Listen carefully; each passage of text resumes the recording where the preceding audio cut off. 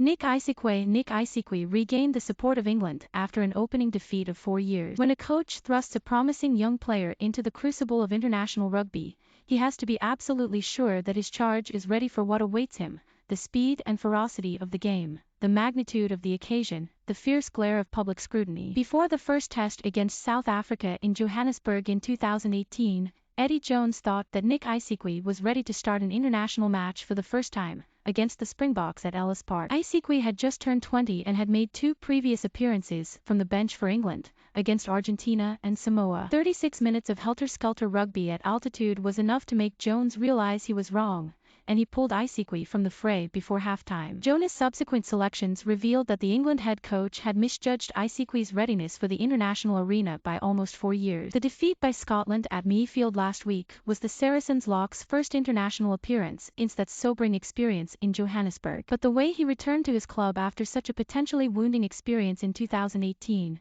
going on to help Saracens to the Premiership and Champions Cup double the next season, convinced those around him that he would make it back into the international arena eventually. "Everybody takes the hits, it's how you respond to it," Joe Shaw, the Saracens head coach, said. For a young lad to be that mature, that he was going to look at himself, do what he could to get better, it's no surprise that he's now put in the performances he has. He's been at the club since he was 14. To come through and achieve what he achieved at such a young age makes us proud. It took Isiekwe time, inevitably, to convince Jones that he was ready to return to international rugby. Equally comfortable in the second row or at blindside flanker, and at 6 feet 6 inches and 18 st 12 pounds an immensely powerful athlete, he established himself in Saracens' starting lineup.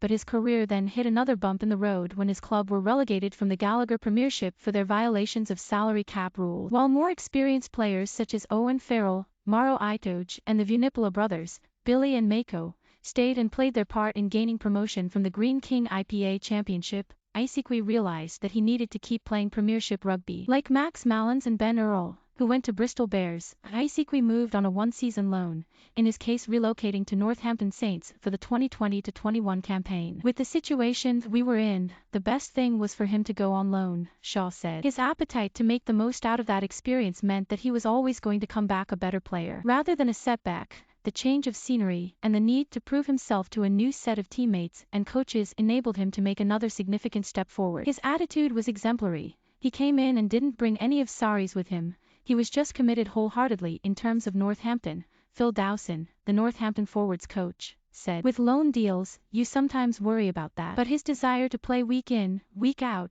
regardless of how many knocks, bumps, bruises he had, says a lot about his character. The way we play, we gave him opportunity with ball in hand to try different things. He's a phenomenal athlete, his jump and speed, for such a big man. He's an absolute freak." This season, back at Saracens, he has picked up where he left off. He was not included in England's original Six-Nation squad, but he was called up when Johnny Hill was ruled out by injury and trained his way into the starting lineup against Scotland, where he packed down in the second row alongside Itoje. In Rome tomorrow, Itoje shifts to the back row, and Isiekwe will be partnered by Charlie Ewell. "He's really worked hard on his game this year. Worked hard to become a dominant line-out leader," Shaw said. "He's on collisions both sides of the ball. He's a really solid character at the highest level now. When it comes to defense, he's sharp, and if he hits you, you know about it. He's a good footballer for such a big man. He's got soft touches, and the thing that's scary is he's only going to get better. I think he's realized this year just what he's capable of doing."